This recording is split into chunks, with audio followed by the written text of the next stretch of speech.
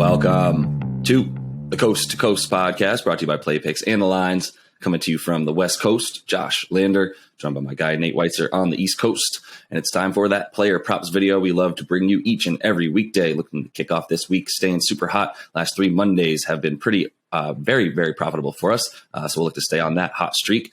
Nate does have his great article up on playpicks.com as well, with some best bets and player props in there for you. And do like and subscribe to that page. Got a couple other videos up there for you today. A couple games that we like in this little 5-game slate tonight. And as always, if you do still need a FanDuel or DraftKings account, head to fdpicks.com or dkpicks.com and find those listings in your area, such as what we've got for tonight's player props. Nate, let's get into it. Yeah, we're going with a guy who's become a staple here, Devin Booker. And while he did drop a dud over the weekend at Washington in a very, very low-scoring game, we do not expect there to be a low-scoring game here in Chicago tonight.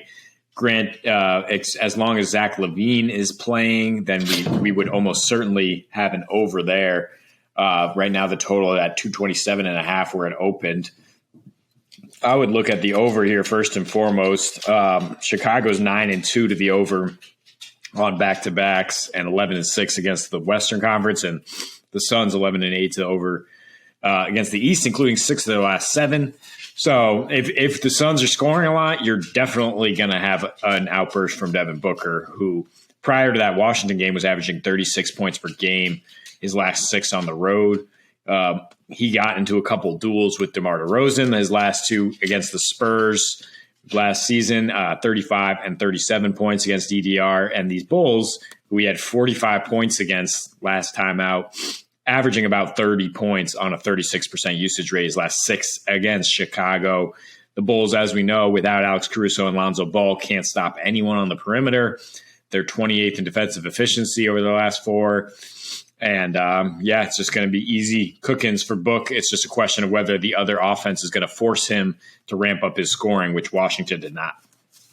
Yeah, and I think that the answer is that they will. I mean, right now, DeMar DeRozan's playing completely out of his mind, dropping 45 the other night. So there's going to be some offense, you have to imagine, from the Bulls. Really kind of hope LaVine plays to further incentivize Book. But, I mean, he does have that motivation against good teams. The last 3 games that they've played against teams with a winning record, the man's going for 33 in those. So even despite that dud against Washington, you look back at the recent success he's had. You know, we talk about averaging more than 30 a game in the year 2022. That streak, that still continues. So, we'll be looking for more of that from our man Book tonight for sure. Against like taking teams against the Bulls right now, scoring guards, playing the Bulls, no Lonzo, no Caruso. Got to feel good about that. So speaking of balls, Lamelo playing the Toronto Raptors tonight. We talked about that one in a separate video as well. We do like some points in this one, despite the fact that, there's been a number of unders. So, I mean, we're not necessarily looking at that over as much as we do like, the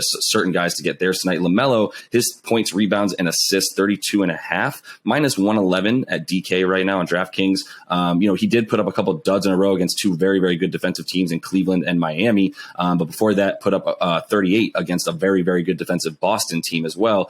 He likes playing against Toronto. I mean, his last 2, he's averaging 24 a game with 6.5 assists, shooting 55, 50, 92 on his splits there. So, look, Toronto has not been as good on defense as of late. They've been just fine on offense, but definitely, lacking in defense comparatively. And, in terms of what they're doing, why I like those rebounds and assists as well for LaMelo. I mean, he's gotten that number in 4 of his last 6 games, and Toronto does allow the 3rd most assists per game over their last 10. I mean, we're talking about 28 assists per game to the opponent in their last 3, which is a huge, huge number. And then they allow more on the road as well. This one's in Charlotte tonight.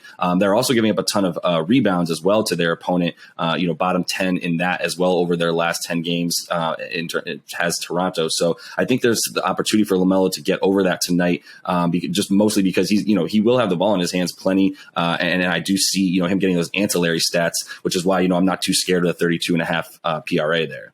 Yeah, and if you want to follow Josh on that, the 13.5 would be his rebounds and assists if you don't even want to mess with his scoring, because that does kind of come and go. But I think this is a situation where you can just capitalize on lower props for LaMelo because of those last 2 games. So now you have, if you just want points and assists, 25.5, that he averages 26.5 at home on the season or on the road. Either place is just that's below his averages. Toronto, as you mentioned, giving up a lot of assists per game, but also they force the second most turnovers per game. So if you want to get cute, or if you expect a bit of an under, a bit of a choppy game, which Charlotte has been doing lately, you can get plus 115 on Lamelo to commit 4 turnovers, which he has done in a few recent meetings or with Toronto, and recently did against the Cavs. But I am looking at over another points here for the guy who is the primary option now for Washington, Kyle Kuzma. And his numbers haven't really come out of nowhere, because since Christmas, 19 games, he's averaging 21.5 points per game, 10 rebounds, 3 assists with a 27% usage rate. And Bradley Beal played in 12 of those 19. But without Beal, as you would expect, his numbers spike. He goes from 15.5 to nearly 19 points per game. Usage rate goes up from 22 to 26. Offensive rating is better, despite getting more attention. Goes up to 107. He faces a tough Heat defense tonight, but the Heat are number one limiting paint points, and Kuzma is not a guy who's necessarily going to be attacking the rack too much. The Heat do allow a lot of free throws because they limit paint points, and they allow the second highest percentage of points off threes. Mm-hmm. So I think Kuzma will still be able to get over 18.5 points, which is where his prop is at FanDuel, nearly even money. You can also do 21.5 points assists for slightly worse odds, but because he's the primary playmaker, that does give you a little more safety. And you just look at his last 6 against Miami, 3 of these with the Lakers, but it's a very clear correlation. I mean, he has single-digit points because he had a 13% or a 19% usage rate. But when he gets those shots, like 25 to 30% a few times, he's dropped 22, 19, 23, and 33. So he can get his even against a good defensive team. And Jimmy Butler is a game-time decision tonight. We don't know how seriously Miami's going to take Washington. And Washington just always seems to step up and bite these Eastern Conference contenders recently. Just go ask the Sixers.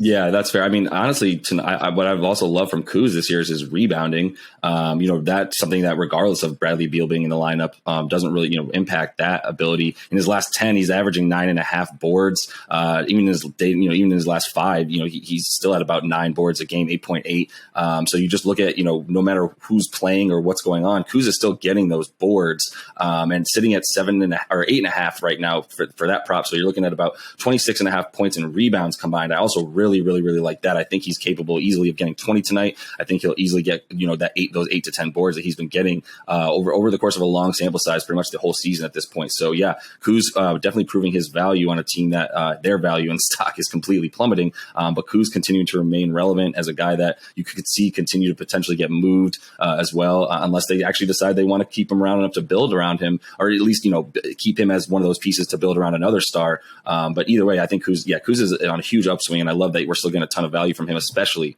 with Beal not playing tonight. So one other guy I'm going to go back to, and we talk about going back to the well. I mean, Klay Thompson is still sitting at 16.5 points as his prop. He's still sitting at 2.5 made threes. Over that gets you even money as well. I love both of those things. This is not an either or. This is a definitely take both of those for me. I mean, look, you mentioned to me why there's a reason that these props are still low for Klay. He is averaging 27 minutes or 26ish minutes a game, whatever. In his last 4, he started the first 3 to 4 games. He's gone up in minutes since he came back about 8-9 games ago, starting at about 20 minutes a game, 21, 23. Now he's at about 27.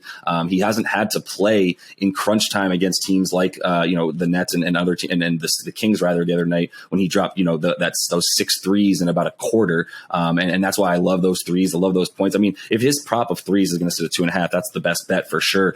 But if you think he's going to get those 3 threes, 17 points still doesn't feel bad to me at all. I mean, like I said, those minutes go up. Doesn't matter how many minutes is playing. His usage rate is still second on the team right behind Steph at 27%. So he's shooting the ball still nearly a third of the time, definitely more than a quarter of the time that he's on the floor. And in those 27 minutes, he's shooting 3.8 threes, making 3.8 threes a game on 8.5 attempts. So like I've said every time, he doesn't have a shots restriction. He has a minutes restriction. So as long as he's in the game for even those 27 minutes against the Thunder tonight, I'm completely fine taking 17 points for him at even money and 2.5 threes made at slightly better than even money on FanDuel. Yeah, I mean, his last time out when we took this prop against the Kings, 23 points in 24 minutes. So it's not like he needs a ton of time to get to do some damage.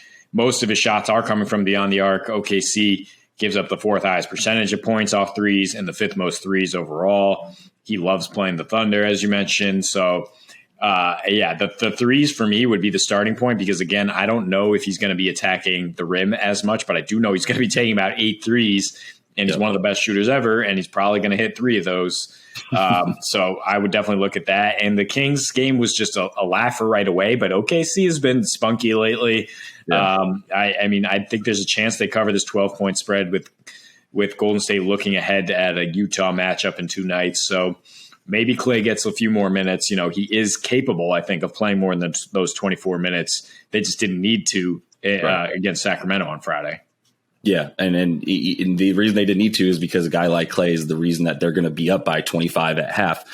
He's at least going to be chipping in heavily. So, yeah, feeling pretty good about him and the Dubs tonight as they continue to remain at least the second best team in the league, somewhat quietly as of late, considering how good the Suns have been and a couple other teams that are kind of stealing the spotlight. But that is all the time we have for you in this one. Like I said, we will look to stay hot on these Mondays as we've gone about 2 losses and about 12 wins or so over the last 3 Mondays. So still big units up. And like I said, we'll look to continue that tonight. So until we see you next, happy betting.